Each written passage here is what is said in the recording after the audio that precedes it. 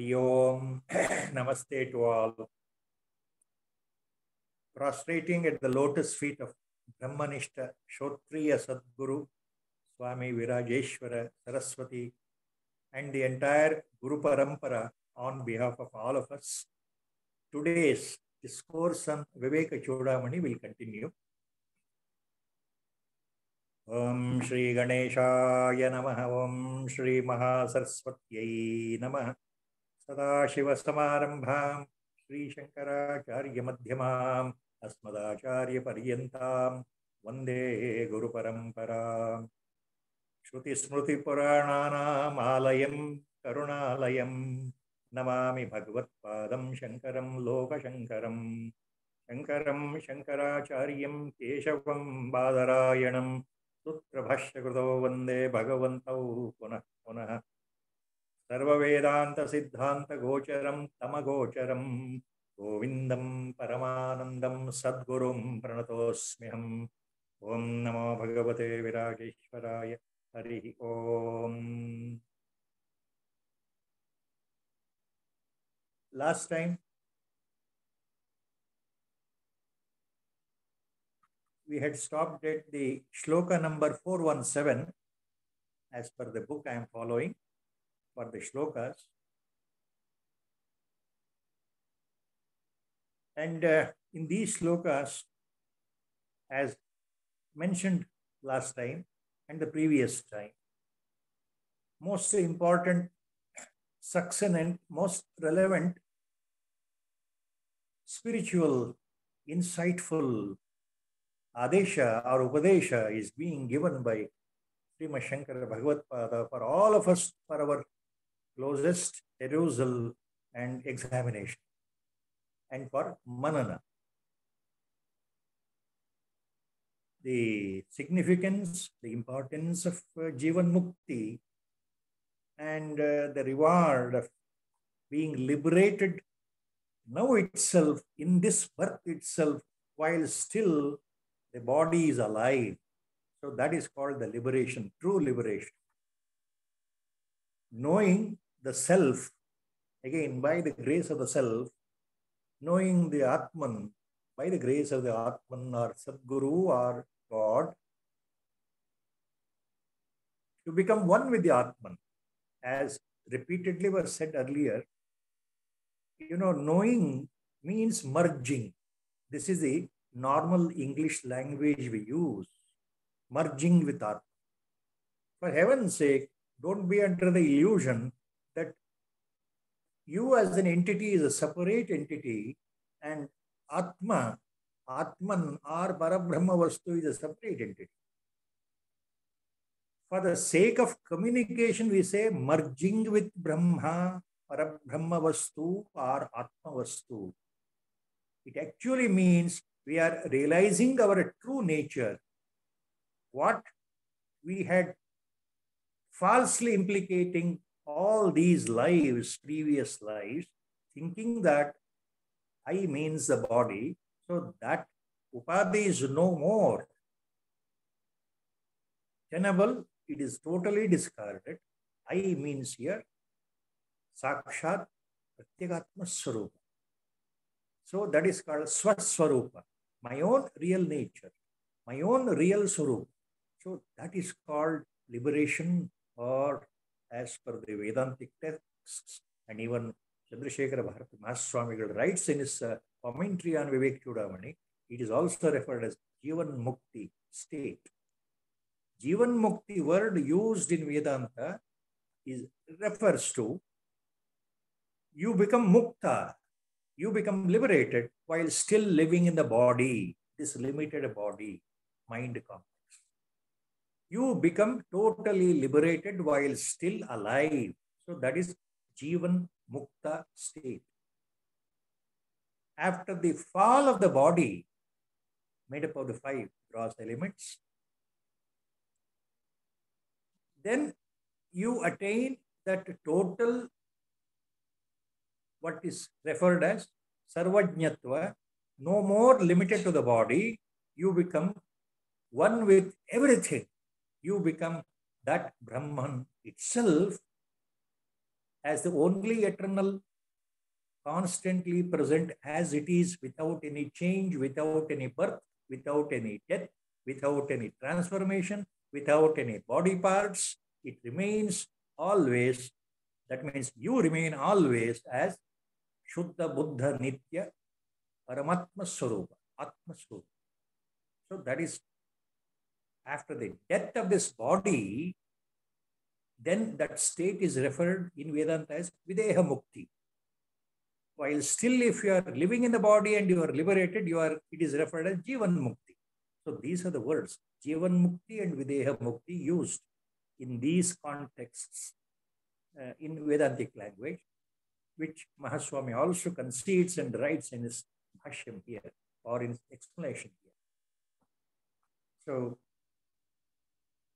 Acharya was talking about the phala, the reward, the benefit of becoming a jnani himself, a jivan mukta himself.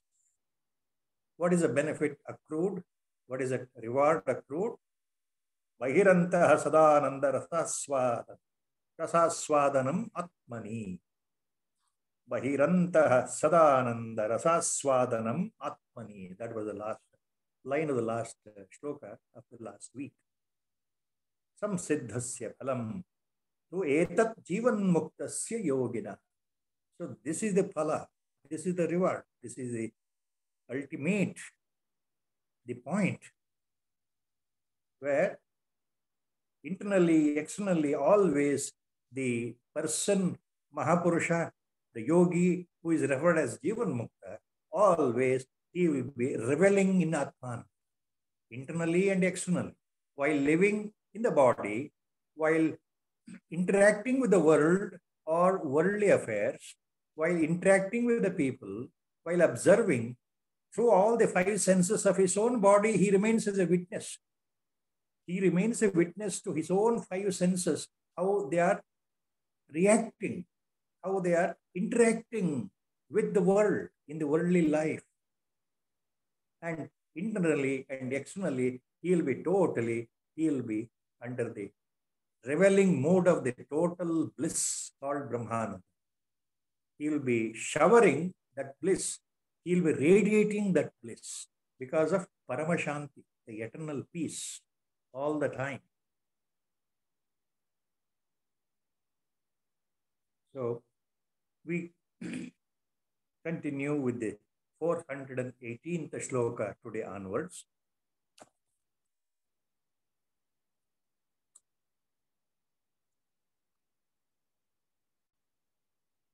Vairagyasya phalam bodho bodhasyoparati phalam swanandanubhava shante yesha uparate phalam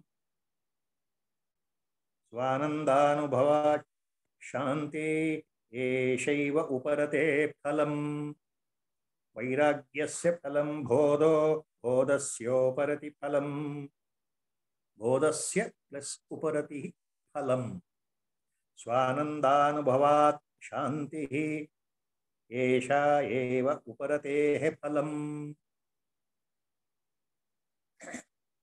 Jivan muktana ವ್ಯವಹಾರದ ವರ್ಣನೆ ಆತ್ಮಜ್ಞಾನದ ಫಲವನ್ನು ಹೇಳಿದ ಮೇಲೆ ಆತ್ಮಜ್ಞಾನ ಸಂಪನ್ನನಾದಂತಹ ಜೀವನ್ಮುಕ್ತನಾದಂತಹ ಯತಿ, ಆ ಯೋಗಿ, ಆ ಪರಮ ಪುರುಷ, ಆ ಮಹಾನ್ ಪುರುಷ ಸದಾಕಾಲ ಆಂತರ್ಯದಲ್ಲಿ, ಅಂತರಂಗದಲ್ಲಿ ಮತ್ತು ಬಾಹ್ಯದಲ್ಲಿ, ಪರಭಾಗದಲ್ಲಿ ಜಗತ್ತಿನ ಜೊತೆ ವ್ಯವಹಾರ ಮಾಡ್ತಾ ಇರ್ಬೇಕಾದ್ರೆ ಸದಾ ಬ್ರಹ್ಮಾನಂದವನ್ನು ಸವಿತಾ ಇರ್ತಾನೆ, ಆನಂದವನ್ನೇ ಹೊರಸೂಸ್ತಾ ಇರ್ತಾನೆ, ಬ್ರಹ್ಮಾನಂದದ ಪ್ರತೀಕವೇ ಆಗ್ಬಿಟ್ಟಿರ್ತಾನೆ ಅಂತ ಹೇಳಿ ಆಚಾರ್ಯರು ಇಲ್ಲಿ ಏನು ಹೇಳ್ತಾ ಇದ್ದಾರೆ ಮುಂದಿನ ಈ ಶ್ಲೋಕದಲ್ಲಿ, ವೈರಾಗ್ಯಸ್ಯ ಫಲಂ ಬೋಧಃ ಬೋಧಸ್ಯ ಉಪರತಿ ಫಲಂ ಸ್ವಾನಂದಾನುಭವಾತ್ ಶಾಂತಿ ಏಷೈವ ಉಪರತೇಹ ಫಲಂ. ಇಲ್ಲಿ ಬಿಡಿಸಿ ಬಿಡಿಸಿ ಹೇಳ್ತಾ ಇದ್ದಾರೆ. ಏನ್ ಹೇಳ್ತಾ ಇದ್ದಾರೆ?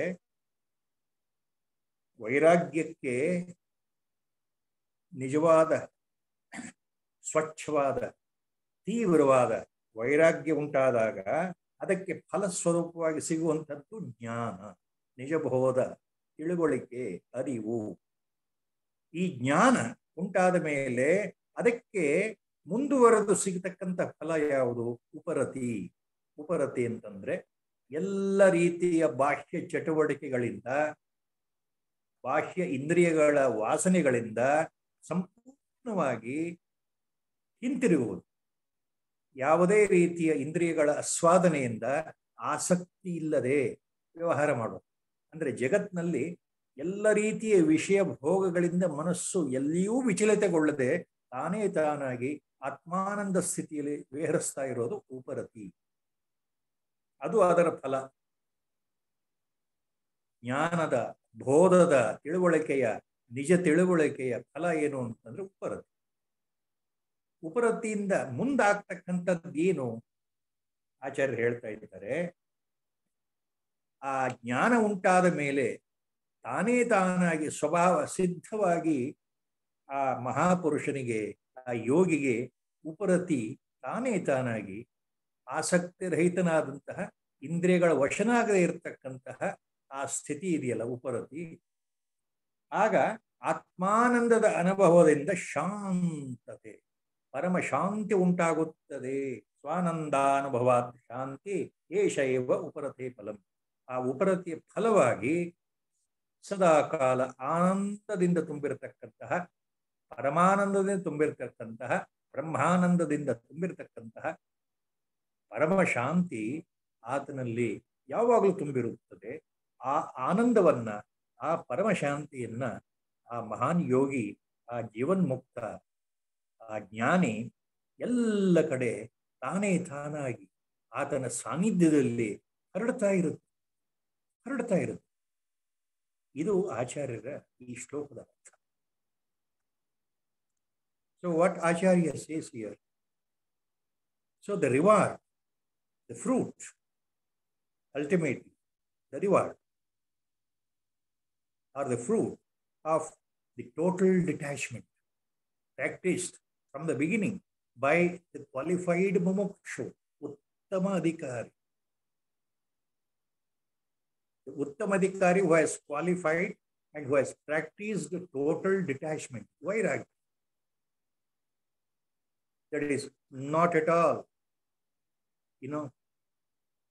interested in possessing something in life, interested in having desire of possessing something in life. He is beyond the desires, beyond the possessive feeling.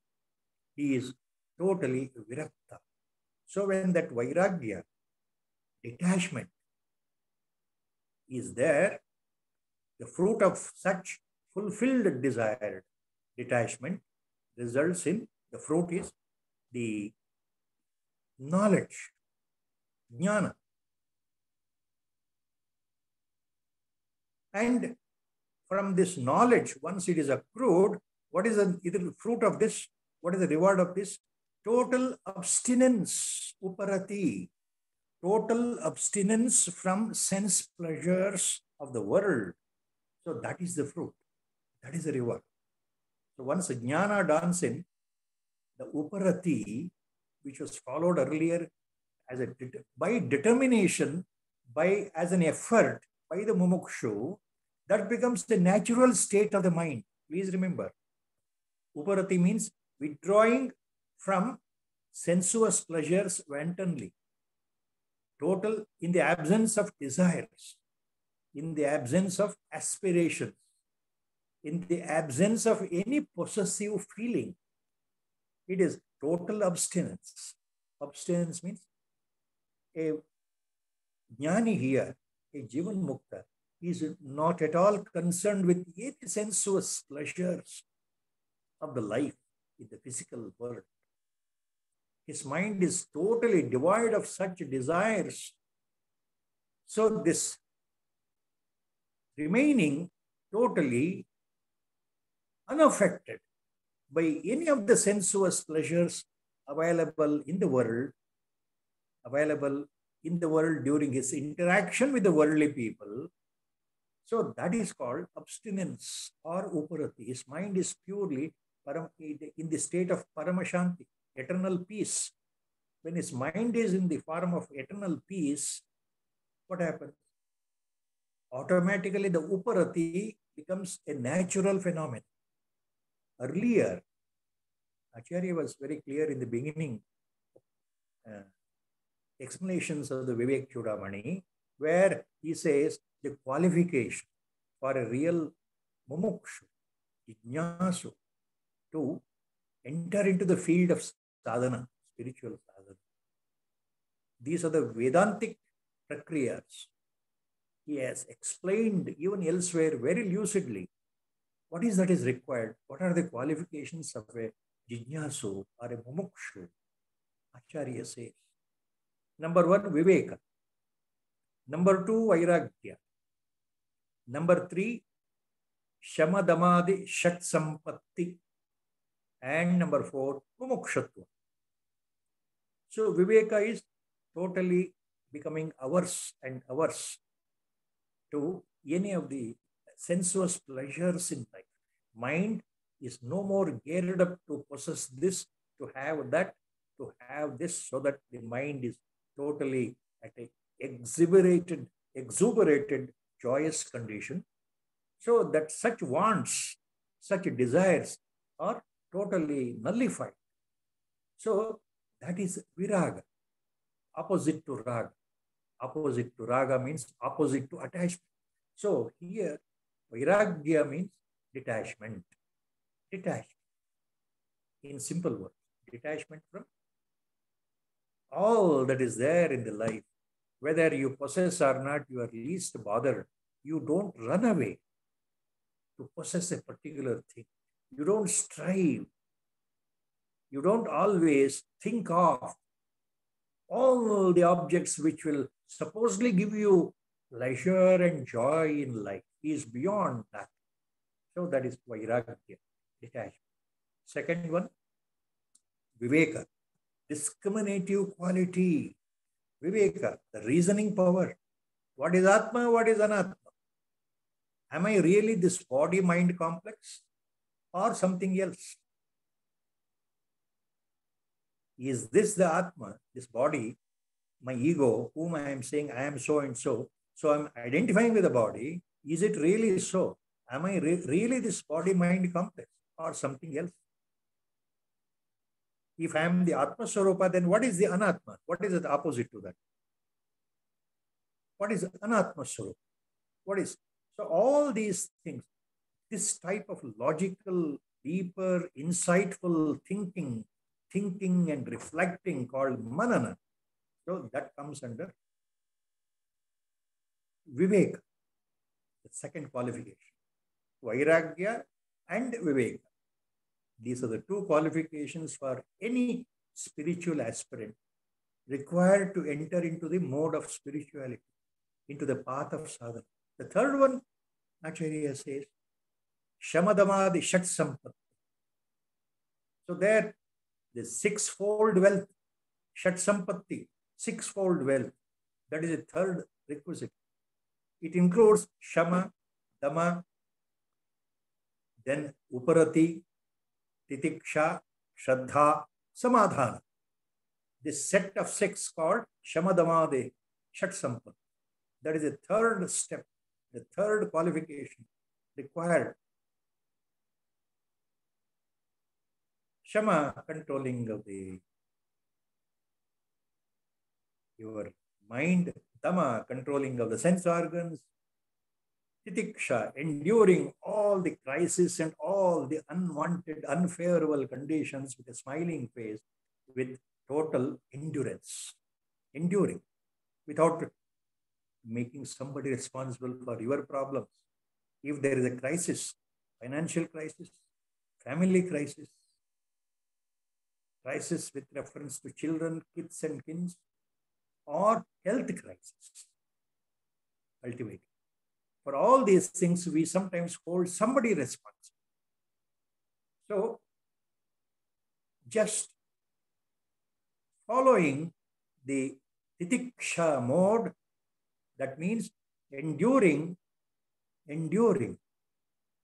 every crisis, every problem with an open mind, serene mind, and a calm mind, without an iota of sorrow. that why it is happening to me, why all the problems are there in me, why this financial crisis has come to me all of a sudden, why sudden deaths have occurred in my family, why this unsurmountable type of a disease is there in the body, why I am suffering from this disease, why it has come to me only, why there was an accident in my life. So such type of regretful, remorseful attitude should not be there. Titiksha means enduring all that is happening, that is because of prarabdha. You have to remember that we are the good and the bad things we are experiencing in the present life is nothing but the result of the good and the bad karmas, actions we did in the previous lives. In the previous lives, not just previous life itself. In so many previous lives, whatever bad karmas and good karmas we have done, they give the reward, they give the fruit in this birth. What is designed by the Almighty in this birth, how much we have to take up such rewards. That is prarabdha. So looking into that, titiksha means enduring everything with a smiling face. I remember always here, our Gurudev, number of times, personally has told me, one point repeated, I think it is universal. He used to say that in the present age of Kali, this Kali Yuga, he used to call present age of Kali, this is nothing but the age of total spiritual darkness. This is the age of total adharma, the dharma almost gone haywire. People are more and more adharmic rather than following the dharma. So in this age of Kali, our Gurudev used to tell, the greatest, the highest form of real tapas is titiksha. These are the words of my Gurudev. The highest, the greatest tapas in this Kali Yuga, in this age of Kali is titiksha. Titiksha itself is the greatest tapas. So all that is happening due to prarabdha, due to the previous actions you did in the previous births, you are suffering or enjoying all the rewards and the unfavorable fruits in this birth. So enjoy them, my Gurudev used to tell. So he used to say, titiksha means enjoy your suffering. If you are suffering for any reason in life, always remember it is due to your previous birth, karma phalas. So you need not feel remorse, need not feel guilty, need not feel sorry, need not grieve on that, need not worry on that, need not regret on that. Just face it with a smiling face, with a total surrender to the God, with a total sharanagati to the God. Surrender yourself at the feet of the Lord and enjoy the suffering. He used to. It looks, juxtaposed opposite meaning.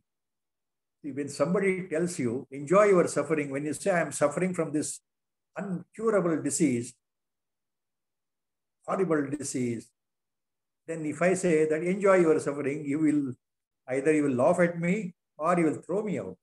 But here what our Gurudev meant, enjoy your suffering means that is titiksha, endure. Endure with a smiling face means with an equanimous mind. Don't grieve. Don't feel sorry. Don't regret.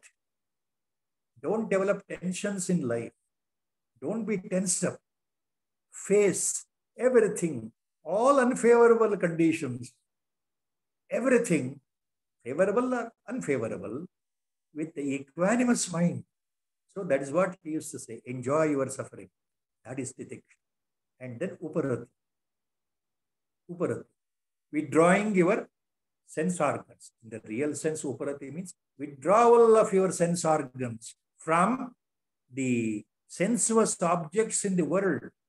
See, we see the world with our eyes, we touch the world with our skin, we smell with our nose, we taste with our tongue, and we hear the world with our ears. So,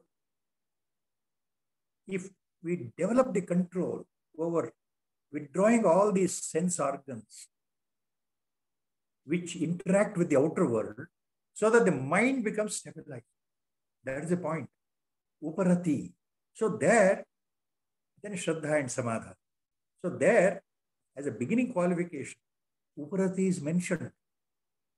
But the difference is what Acharya says now here in this talk. There in the beginning, a mumukshu, a jijnasu, a spiritual aspirant, since he is still in the mode of ajnana, he is practicing spirituality, he is practicing the spiritual sadhana. What happens? By force, by conviction, by total determination, by that mental determination, he has to turn off his mind, his sense organs from various sensuous pleasures, sensuous objects in life. If something is attracted to you by your eyesight, and all the time you remind yourself of the beauty of another person, you cannot do sadhana. Because the beauty of another person is so attractive, because you have seen through eyes, your mind is always geared up to have an association with that beautiful person in life, to have an interaction with that life, to talk to that person in life, to sit and hear the words from that entity. Your mind is geared up. There you have to control. You have to control. You have to avoid. You have to tell your mind that you should withdraw from such things. So by force, you have to cultivate uparati, withdrawing your sense organs from sensuous objects. If something you are very much interested, if you are a foodie in the present English language, the modern language, computer language, which I never knew. Who is a foodie? A foodie means a person with a lot of taste, tendency of the taste, of eating a lot of food, varieties of food. People always, some of them are so interested in selective types of food, delicacies in their life. All the time they are interested in eating delicacies of their choice. They can't control. The mind cannot. So their taste buds are so strongly, they have developed. So the tongue is so sensitive that it wants more and more, never satisfied with new tastes in life. So new varieties of food. So they are called foodies, I believe. So uparati here means what?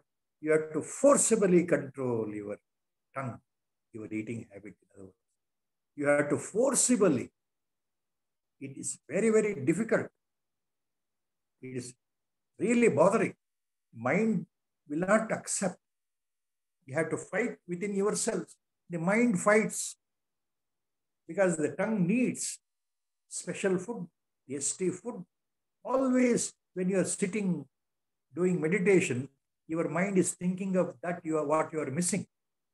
The varieties of, very, very mouth-watering dishes. So controlling the mind not to eat, that is uparati. Controlling your eyes not to see, that is uparati.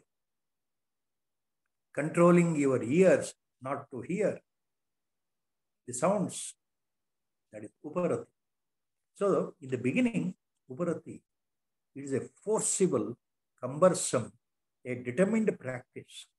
But here what Acharya says, bodhasya uparati phalam, vairagyasya phalam bodha, bodhasya uparati phalam, bodhasya uparati phalam. ಸಾಧನೆಯ ಪ್ರಾರಂಭದ ಹಂತದಲ್ಲಿ ಉಪರತಿ ಅಂತಂದ್ರೆ ವಿಷಯ ವಸ್ತುಗಳಿಂದ ಬಲವಂತವಾಗಿ ಮನಸ್ಸನ್ನ ಹಿಂದೆ ಎಳೆಯೋದು ಬಹಳ ಕಷ್ಟಕರವಾದ ಕೆಲಸ. ನಮಗೆ ಇಷ್ಟವಾದ ತಿಂಡಿ ತಿನಿಸು, ಇಷ್ಟವಾದ ನೋಟ, ಪ್ರಿಯವಾದ ಜನಗಳ ಹಿತವಾದ ಸಂಘ ಎಲ್ಲ ಬೇಕು ಅನಿಸ್ತಾ ಇರುತ್ತಲ್ಲ, ಅದನ್ನ ಕಷ್ಟಪಟ್ಟು ತಡೆ ಹಿಡಿಯೋದು ಉಪರತಿ. ಆದ್ರೆ ಆಚಾರ್ಯರು ಇಲ್ಲಿ ಏನ್ ಹೇಳ್ತಾ ಇದ್ದಾರೆ, ಉಪರತಿ ಅಂದ್ರೆ ಜ್ಞಾನ ಉಂಟಾದ ನಂತರ ವೈರಾಗ್ಯ ತೀವ್ರವಾದಾಗ, ಅದರ ಫಲಸ್ವರೂಪವಾಗಿ ಜ್ಞಾನೋದಯ ಆದಾಗ, ಸಾಧನೆಯ ಕೊನೆಯ ಹಂತದಲ್ಲಿ ಜ್ಞಾನೋತ್ಪತ್ತಿ ಆದಾಗ, ಆ ಜ್ಞಾನೋತ್ಪತ್ತಿಯ ಫಲ ಏನು ಅಂದ್ರೆ ಉಪರತಿ ಅಂತ ಹೇಳ್ತಾ ಇದ್ದಾರೆ. ಸೊ ಹಿಯರ್ ಆಚಾರ್ಯ ಸೇಸ್ ಬೋಧಸ್ಯ ಉಪರತಿ ಫಲಂ. ಸೊ ಒನ್ಸ್ ಜ್ಞಾನ dawns in, once that realization dawns in, when the knowledge dawns in, once you know your true nature, when you become one with your true nature, once you are a witness of your own swaswarupa, when the swarupa darshana occurs, that means when sakshatkara occurs, then what happens?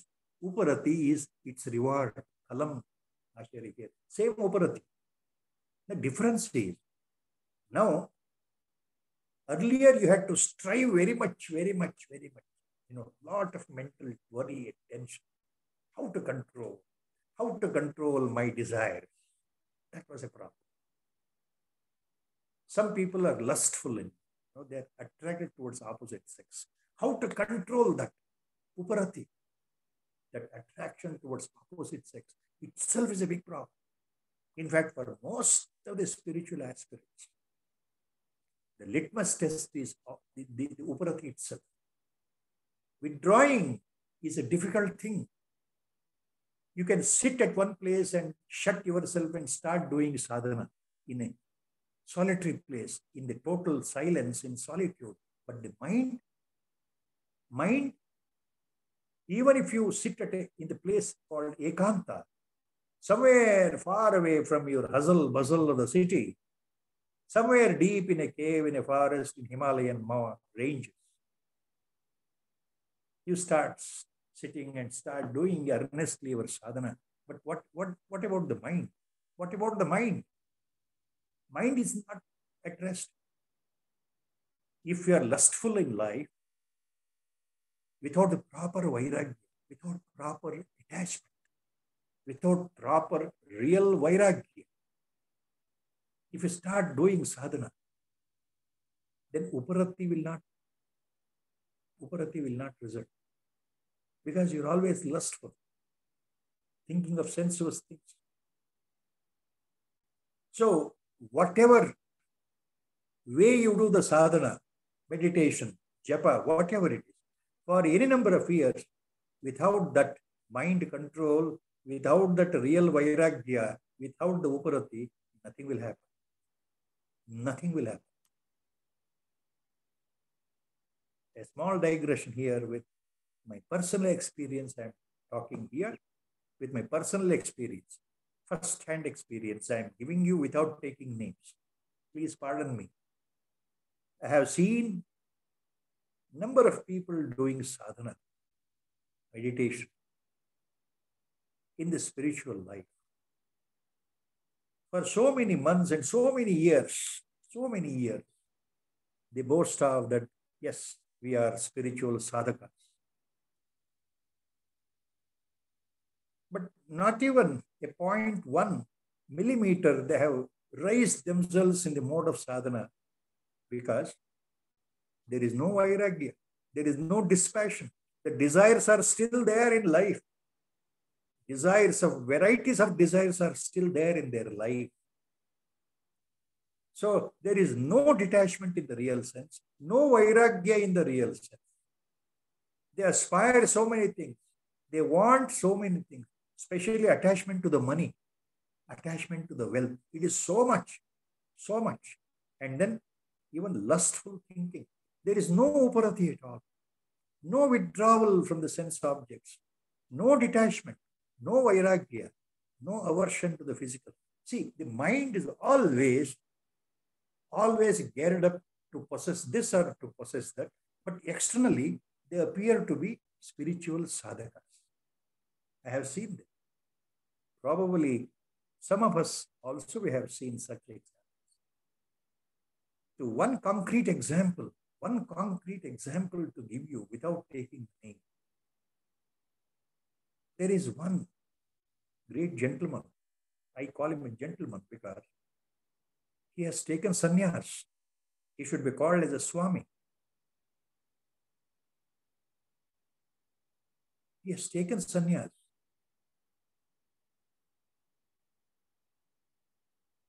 Almost 8 years before, I was witness to his sannyasa prakriya, the process of entering into sannyasashram. Almost 8 years. So from day one to till now, that Swami or gentleman who has entered into sannyasa, who has entered into this highest ashrama, sannyasa ashrama mode of life, there is no mental peace. He has gone to Himalayas, near Badri. He spent nearly 1.5 years under the great one Mahatma, who taught him with all compassion the Brahma Sutra Bhashya and Bhagavad Gita, and also the Upanishads, Prasthanatraya. From there, he jumped over to Rishikesh in some other ashram. There he was there for 1 or 2 years. From there, he jumped over to another place in Andhra Pradesh. And from there, he jumped over to our reverential Dakshinamnaya Sri Sringeri Sharada Peetham. At present, he is there. Lot of individual sannyasis I have seen in the last 40 years as a witnessing myself. Lot of real sannyasis come and stay at the portals of Sharada Peetham, Sringeri. Ever since there is a tradition, sannyasis come and stay there, do their sadhana. They culminate their sadhana under the tutelage of Jagat Gurus.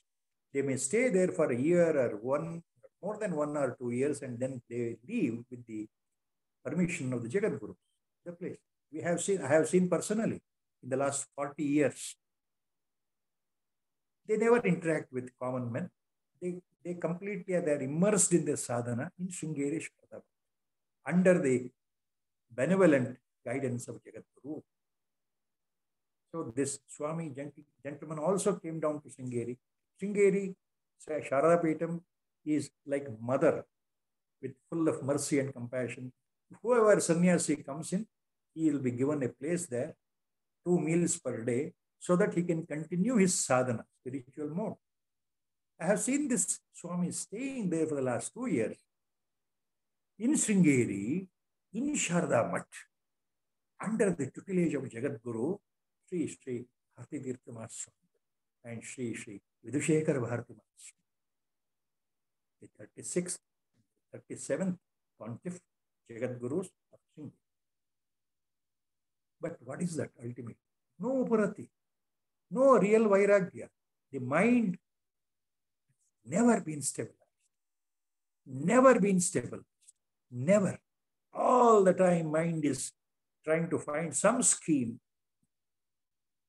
Mind is always restless.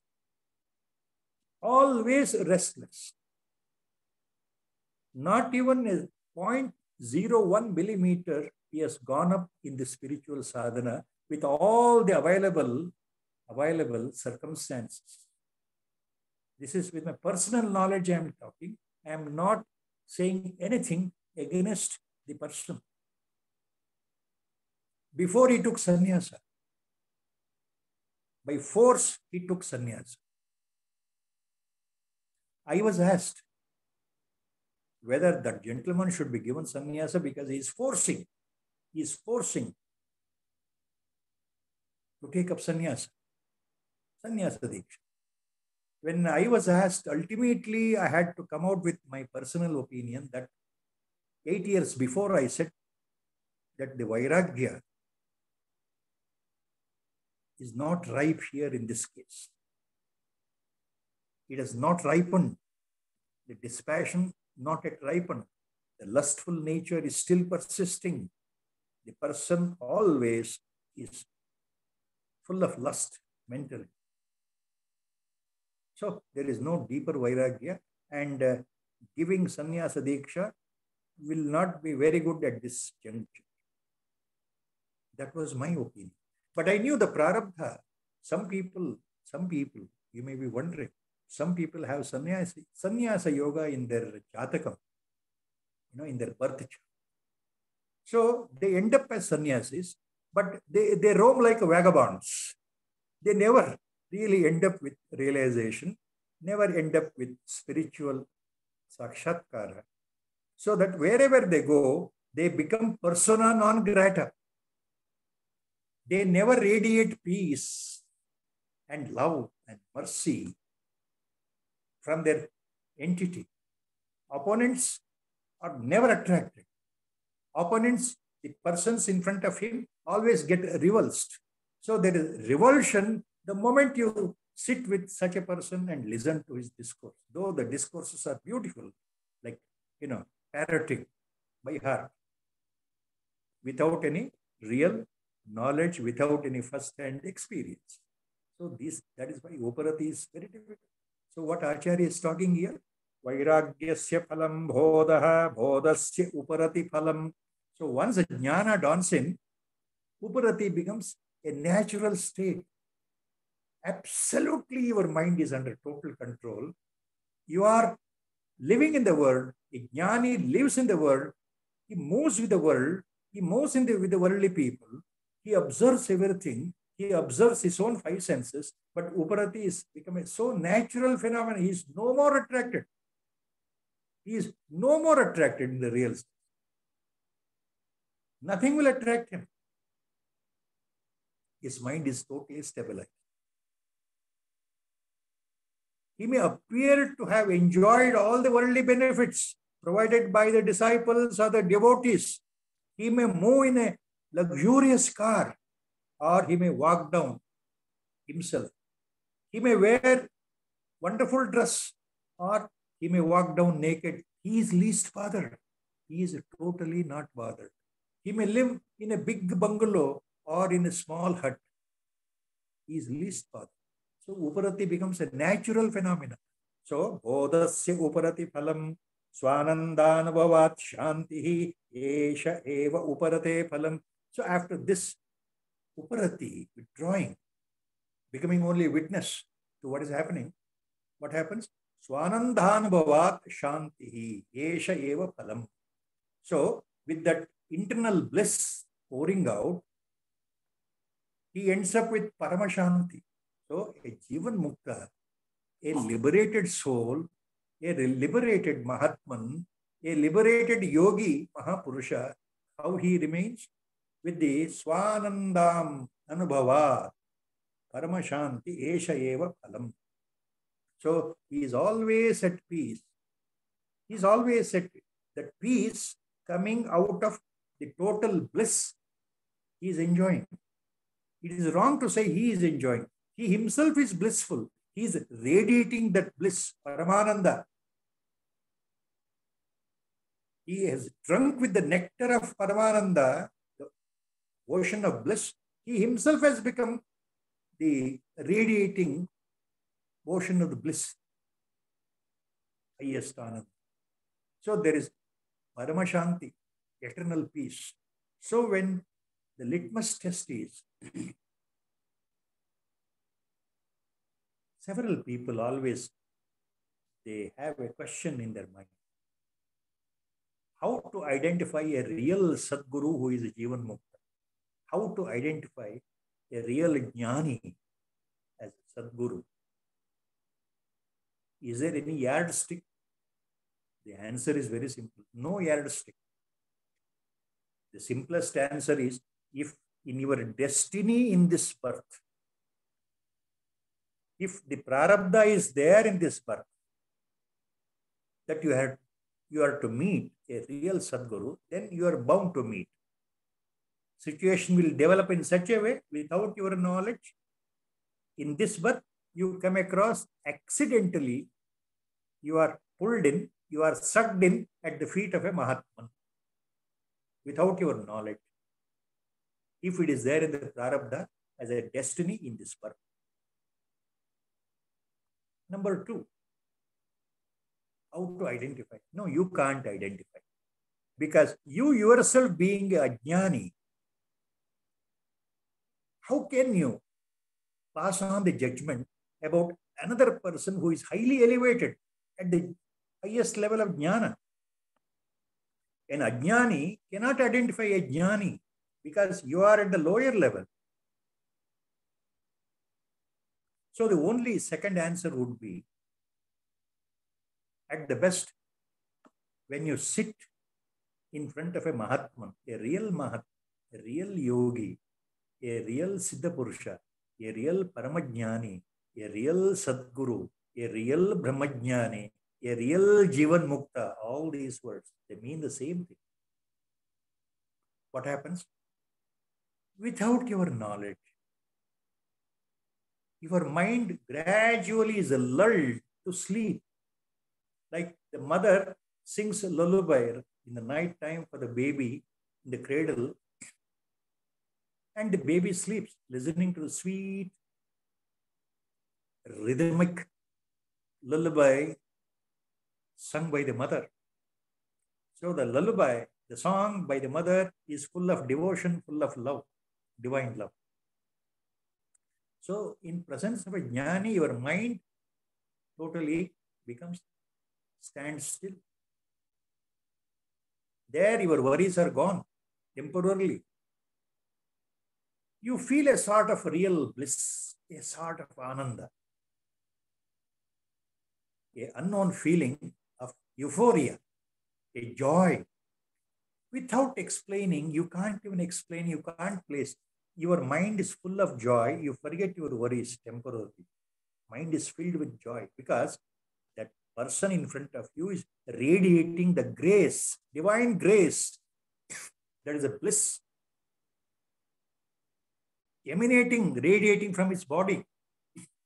In his presence, you also become highly elevated. Your mood is elevated. So repeatedly you feel like going and sitting in front of such a personality. And always you feel very happy. You feel highly blessed. Your joy doubles and triples itself. Your worries come down as long as you are associated with the satsanga of such a jnani Mahatma. So that is one indication. Second way, how to be with a jnani Mahapurusha. These are the points to remember. So to continue, Yadyuttarottara bhavaha purva purvam tu nishphalam nivrutti paramatrupti anando anupamah swataha. Yadyuttarottara bhavaha purva purvam tu nishphalam nivrutti paramatrupti anando anupamah swataha. ಈ ಶ್ಲೋಕದಲ್ಲಿ ಆಚಾರ್ಯ ಏನು ಹೇಳ್ತಾ ಇದ್ದಾರೆ? ಮುಂದಿನ ಹಂತಗಳು ಕೈಗೆ ಎಟಕದೇ ಇದ್ರೆ, ಸಿದ್ಧಿ ಆಗದೇ ಇದ್ರೆ, ಹಿಂದಿನ ಹಂತಗಳು ನಿಷ್ಫಲವಾಗುತ್ತದೆ. ನಮ್ಮ ಈ ಅಧ್ಯಾತ್ಮ ಪ್ರಯಾಣದಲ್ಲಿ, ಈ ಸಾಧನಾ ಮಾರ್ಗದ ಪ್ರಯಾಣದಲ್ಲಿ ಮುಂದಿನದು ಸಿದ್ಧಿ ಆಗದೇ ಇದ್ರೆ ಹಿಂದಿನದು ನಿಷ್ಫಲ ಆಗುತ್ತೆ.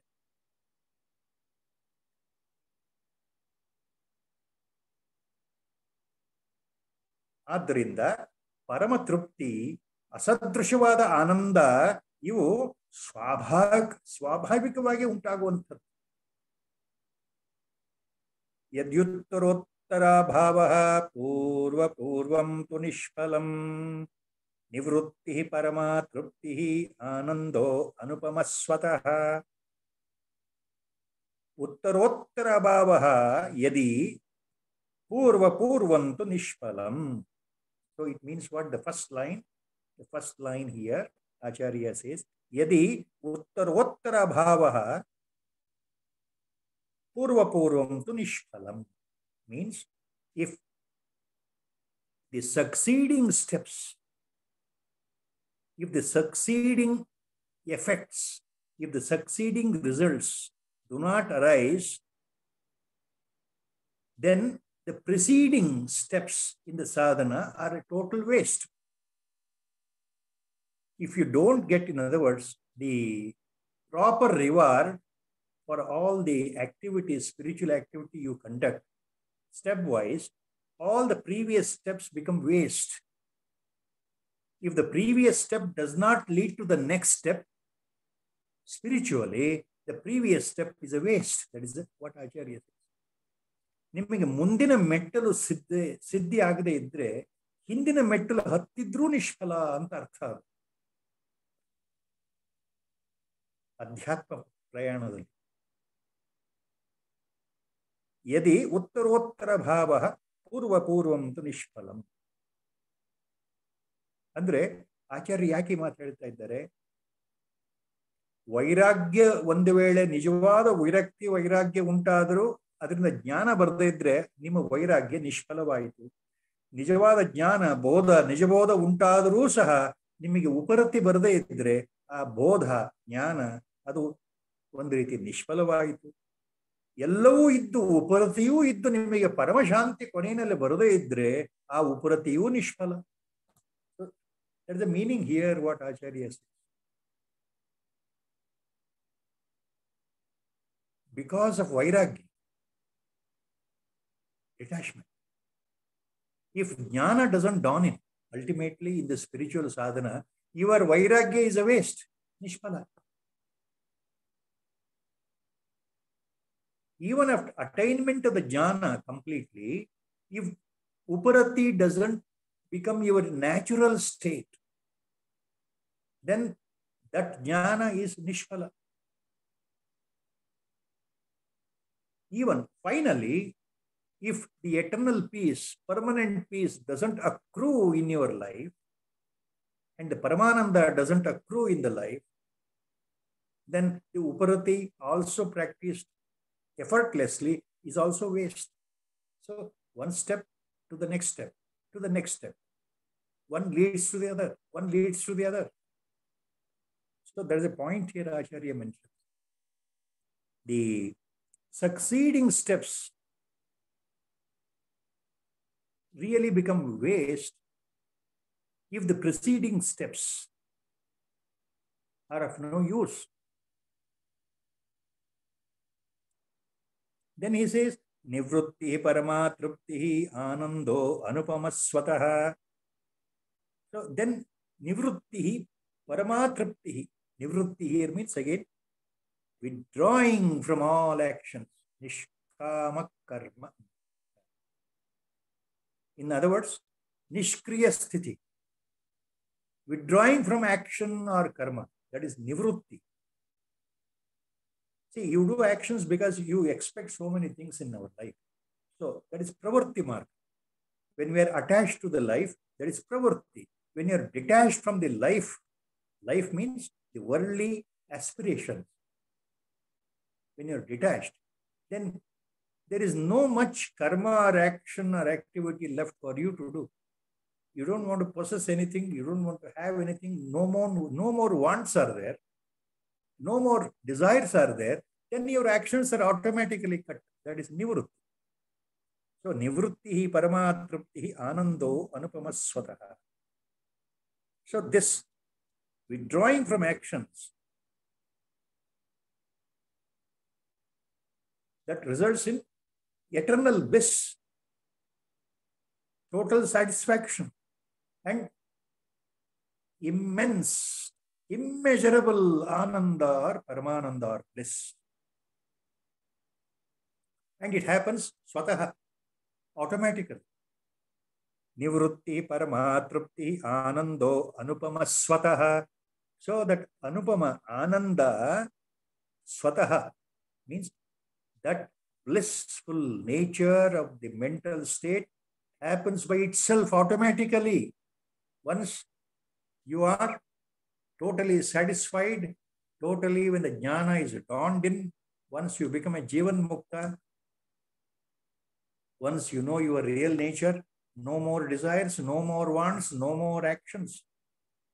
Only your radiating the bliss itself all the time. So here, Mahaswami, while explaining this, Nivrittihi Paramatruptihi Anando Anupamaswataha, this line, he adds up in his Bhashyam, a beautiful anecdote of Shruti Vachana here. Mahaswami writes, taking the example, the Shruti says, Jnanamrutena truptasya krutakrutasya yoginaha naivasti kinchit kartavyam asti chetna tattvavit. Jnanamrutena truptasya krutakrutasya yoginaha naivasti kinchit kartavyam asti chetna tattvavit. So, the Shruti says, Jnanamrutena truptasya, the one, the realized master who has drunk the nectar of jnana, jnanamrutena truptasya, kritakrutyasya yoginaha, he becomes kritakritya. Once the jnana dawns in, he becomes kritakritya. The realized soul, the enlightened master becomes kritakritya. There is nothing, no more actions, no more karmas, binding karmas for him to perform in the life, because he has achieved the highest state, what is to be achieved in this life. The highest purpose of the life has been totally achieved. He has become Jnanamrita Truptasya. Jnana has dawned in. He has realized himself. So he has become Kritakritya, no more to achieve. Why? The next line says, Naiva asti kinchit kartavyam. Naeva asti kinchit kartavyam. For such a jnani, for a realized person, no more kartavya, no more actions, binding actions are there. He is beyond all karmas. He is beyond all actions. He doesn't perform any activity wantonly or selfishly because he is beyond that. Naivasti kinchit kartavyam asti chetna tattvavit.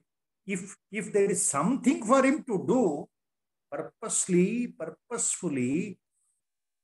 if there is some work to be done, that means chetna tattvavit.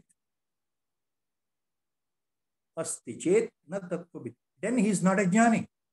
Na tattvavit. He is not a jnani. So what Chandrasekhar Mahaswami writes here, for a jnani, no more activities, no more karmas, no more kartavyas, no more responsibilities. He has finished everything. He has gone behind the karma siddhanta. He has gone behind the law of karma himself. He need not do any karma. He is not bound by any activity. He is not bound by any karma. No kartavya, no responsibility for a jnani. So that is the point. So here, the small digression. If you please go through the second chapter in Bhagavad Gita, Sankhya Yoga. The second chapter, Sankhya Yoga in Bhagavad Gita, includes the entire summary of the 700 shlokas put forth in 18 chapters. It is a core summary of the whole Bhagavad Gita that is found in the second chapter, especially from shloka number 11 onwards, when real Upadesha of Krishna Paramatma starts. That too, in that second chapter, when Arjuna asks Lord himself, Sthita prajnasya ka bhasha samadhistah keshavaha. First line of shloka number, I may not remember exactly the shloka number, maybe 54, I think. Second chapter, Sankhya Yoga. Sthita prajnasya ka bhasha samadhistah keshavaha. Question mark, first line. Arjuna asks Krishna, tell me, my dear Sakha, my dear friend, my dear Guru, my dear Paramatma, how a Sthita Prajna lives, how he behaves, how he talks, what are his qualities, how we can identify a Sthita Prajna. What are the attributes of a Sthita Prajna? So the word Sthita Prajna used in Bhagavad Gita, that refers to the highest state of jnana. One's prajna which is stabilized, once consciousness has attained the purity, Shuddha Sattva, his mind is totally pure, the pure of the pure, it has become Vishuddha Sattva, and his consciousness has tuned to the cosmic consciousness, prajna, and it has stabilized itself, sthitaha. So sthita prajna, one who is aware of his own identity, sthita prajna. So there is a word used in Bhagavad Gita for the state of jnani. So a jnani here is also called in Bhagavad Gita by so many words. Last time it was Pandita, Buddha, Samadarshi, Sthita Prajna. So what are the attributes of Sthita Prajna? How a jnani behaves, how a jnani looks. In second chapter, the question from Arjuna. For that, shloka number 55 onwards up to 64, 65 shloka, Lord goes on explaining the attributes of a jnani. How a Sthita Prajna looks like, how he behaves, what are the qualities, how he appears to others in the life. All that extensively, beautifully narrated by Lord himself about the nature of a jnani, nature of a Jivan Mukta. You have to please, my request, humble request is, you have to read at least those few shlokas on Sthita Prajna, starting from the shloka number 55 in the second chapter of Bhagavad Gita, to understand these sets of shlokas and the coming sets of shlokas in Viveka Chudamani. Because later Acharya deals with the lakshanas of Jivan Mukta. How a Jivan Mukta behaves as far as others are concerned. How he appears to common man. How he appears to ajnanis. All those points Acharya will explain here. All these points you can tag on easily with Bhagavad Gita given 5,000 years before by Lord himself. So with Guru Sankalpa, I'm stopping here today at I think only shloka number 419 I have stopped. Sri Rama Jaya Jaya Rama, Sri Rama Jaya Jaya Rama, Sri Rama Jaya Rama, Sri Rama Jaya Jaya Rama. Hari Om Tat Sat Om Namo Bhagavate Virajeshwara. Thank you, sir. Hari Om, Hari Om.